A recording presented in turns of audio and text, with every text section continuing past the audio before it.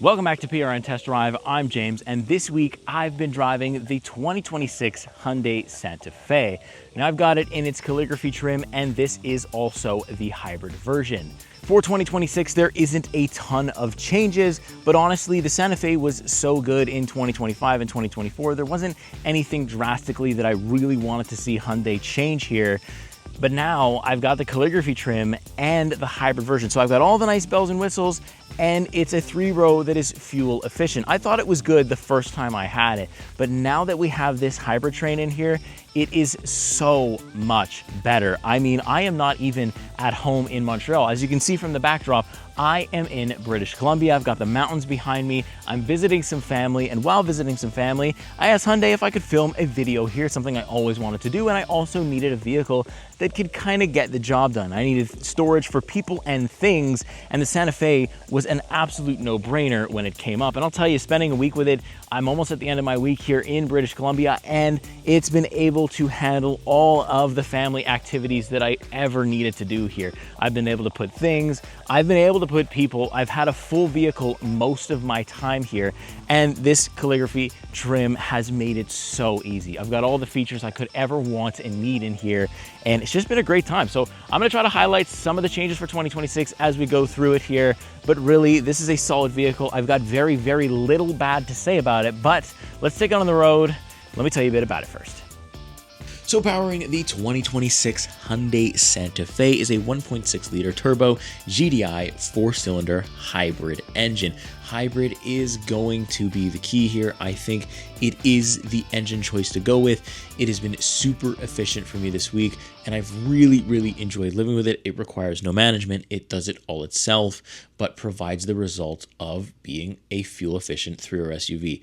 Definitely check it out if you're in the market. It can produce 231 horsepower, 271 pound-feet of torque. We also get a 6-speed automatic transmission that is going to replace the dual clutch transmission that we saw last year, and that dual clutch was having a lot of little issues and problems, so nice to see Hyundai actually take action on that, change it out so that way the transmission can be more reliable going forward. And as always, we have Hyundai's all-wheel drive system, H-Track, that is going to be very useful as well. You want your 3-row to be all-wheel drive, and it absolutely is here, so no complaints there. But let's take it on the road and see what it's got. All right, on the road now, 2026 Hyundai Santa Fe. Oh yeah, in its calligraphy trim too. It is just been easy, like just so easy to drive around in this thing. And just, I mean, it's such a family vehicle. It just does everything well. Like, it just does everything exceptionally well. And, you know, it's got the hybrid transmission in here, so it does rip a little bit. Like, it's got, let me give it, you know, it's got a bit of pull to it. It's got a little bit of turbo lag in there too, but you know what? It's not too bad for a 3-row SUV. You know what? I like how the steering kind of loads up too, and I got some windy roads, some proper windy roads here in BC, and it just handles it really well. And there's not a lot of body roll. Obviously there's some, right? You expect that from a 3-row, but like the people in the back, when I'm, you know, ripping through these little side streets, these little windy roads, they're not like being absolutely thrown around. It's actually been pretty nice to just drive normally and just have a good time with it. But I do like how the steering kind of loads up in sport mode too. Feels good. The throttle response feels good. The braking feels good. Just braking in general feels really good. I'm able to be so smooth on the brakes. I feel like I have a ton of control with it. We're just with the whole 3-row SUV in general. And like also, it's really comfortable to drive. Like, it's just, it deletes a lot of the bumps. Like, obviously I'm not driving on Quebec roads, so I can't compare it to the same thing. The BC roads honestly have been quite good. There's not been any huge potholes or anything like that. So like, it's been a very good experience for me anyways. And yeah, but I know driving this in Montreal would be the same. It would be, if there's big potholes or really big bumps in the road, no problem. The Santa Fe calligraphy can handle it, no problem at all. And then you add the fact that this thing is a hybrid. So I've done about, let's see here, I've done 422 kilometers, and I've got 6.9 liters per 100 kilometers. So that's really good. That's like incredibly good. I mean, and I'm at half a tank, right? And I still have 388 kilometers. And I think on the full tank, I saw something like over 700 kilometers on a full tank. Not a full charge, because this is still a hybrid vehicle, so it kind of manages itself. The battery takes care of charging when it needs to. You're in EV mode kind of when you're going slow, and then when you need it, the engine kicks on, and no, you do not feel that. So like, just overall, just ride quality, comfort, driving dynamics, it's so easy to do, and it's just been a breeze. I'm not stressed about it at all this week. I mean, I'm like, you know, am I going to be able to drive in this or that condition? It's got the all-wheel drive. I'm just set. I'm just ready to go in whatever condition hits me. You know, it can be sort of fun on the back roads, but obviously, like, for the big, you know, sharp turns and stuff like that, I do have to slow down quite a bit. I'm a big 3-row, you know, there's nothing I can do. So it's got me thinking I should take some sport cars out here in the BC back roads here. But yeah, it's just been, I just can't get over, like, how much I forgot about it. Like, I drove it really early on when it first came out, I think in 2024, if I'm not mistaken, something like that. I drove it very early, and even then I remember thinking to myself, like, oh yeah, this is some serious competition in the 3-row segment. And it's just gotten just better. Like, it just feels better. I don't know why, but yeah, they've definitely improved it. And just having the hybrid, I can now say it's the way to go, especially if you have long commutes, stuff like that. I've been doing, like, you know, 97 kilometer drives one shot, but like, I'm about to, I've put 400 kilometers on the thing. I'm probably not going to have to refill it until the end of the week. I mean, that's how good it's been on fuel. Granted, I've been driving in eco mode pretty much the entire time, so there is that, but still, I think most of the time you're gonna drive in eco mode. You're not gonna rip around in sport mode very often at all. It's not that big of a deal. So overall, the driving, I'm very happy with it. Now let's talk a little bit about interior. So the biggest interior change you're gonna notice is that we now have 2 wireless charging pads. That's the biggest thing that I noticed when I first hopped into it. That's kind of a big one, and that's awesome, right? Having the 2 wireless charging pads is going to be super convenient for me. And then you can also option like a tan kind of color with like a nice wood trim across the dash. I've got it here in just straight up all black, which honestly, I don't mind that either. I think it still looks very clean and very, very nice. In terms of color, just like overall design, I think it's good. I don't really have any huge complaints on it. I think it just matches up really well with the exterior. You know, you got the white on the exterior, the Stormtrooper look. No problem at all. I like it. I've got 2 sets of memory seat settings. Of course, the driver and the passenger seat are all power adjustable, so that's going to be really, really good too. And I've of course got recliners as well, so this kind of does a thing where you can kind of recline all the way back. You just push a button here on the seat, and that is going to be super comfortable when you're just waiting for somebody. Obviously, when you're driving, not going to be ideal. You don't want to be looking at the ceiling when you're driving. I do kind of like the H patterns everywhere. There's some H patterns in the seats. You can see the H pattern in the ambient lighting when you're driving along here, and that's just nice. I've got like the suede headliner. I've got a Bose sound system, all part of this Calligraphy package. The seats overall are extremely comfortable. They hold you very well. They're very, very adjustable. And I've been able to do long trips in it. I've been able to drive, you know, from, you know, downtown Vancouver all the way back to Chilliwack, you know, a couple times already, and just be super comfortable the whole time. My back isn't hurting. Nothing is wrong in that segment. I've got the digital gauge cluster, which you can change the themes. The themes will kind of switch based on your drive modes as well, which is also very nice. We've also got the digital infotainment display. It's the same Hyundai software that you've been seeing if you've seen any of our recent videos. It's pretty much the same thing across the board, but still really nice, very simple. There isn't a lot of hidden features. It is a very much vehicle where you just hop in, you plug your phone in. It's wireless Apple CarPlay, Android Auto, so if you don't want to use the wire, you don't have to, but you plug your phone in and you just get on the road and drive. That is just what it's intended to do. Sound system, like I said, is okay. Bose does a very good job, and the noise isolation is quite good as well. I don't hear a lot of the tire noise. I don't hear, you know, a lot of the rumblings of the road. I don't feel a lot of the bigger bumps, so that is all really, really good news. So yeah, if you're somebody that doesn't like to fiddle with settings or mess with stuff, it's got built-in navigation. It's just got everything ready to go, readily available. You just turn it on and you have a great time. Next, we'll move a little bit lower to our HVAC controls. You've got some physical buttons, kind of the quick access stuff, and then of course you have kind of like that second screen for the touch buttons. It's kind of interesting.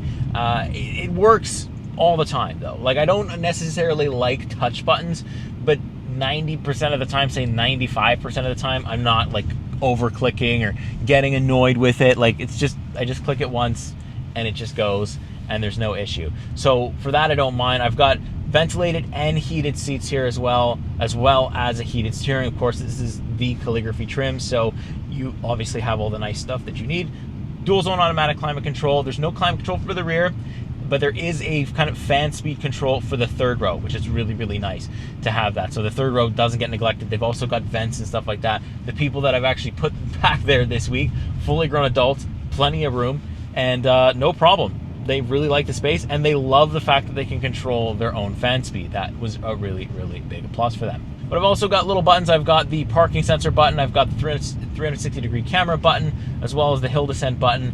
And I've got the UVC sterilizer, where you can kind of throw it in that compartment, put that on, wait like I think it's 10 minutes or something, and it'll sterilize whatever you need, which is why it's got kind of the family game like on lock, because you know you can just throw like a dirty toy in there, or like something if you're worried about germs. If you're super worried about like your kids getting germs, you throw it in the sterilizer and it'll sterilize it for you. I think it's cool. People, the family members that I've showed this week have thought that it's really cool as well. I like a little bit of storage down here too, very nice. And then of course we've got the dual opening center console. They can open it from the front and the back, and there's a little bit of a drawer so that people can kind of pull out like a snack drawer, if you will. Also, talking about rear space, mentioned the third row already, plenty of room for full-size adults. I've got the captain's chairs as well. It's heated back seats, not ventilation, and for some reason there's no automatic climate control in the back seat. I always found that strange, and I always found that a little bit disappointing, because this is going to be an expensive SUV. It's a big three-row.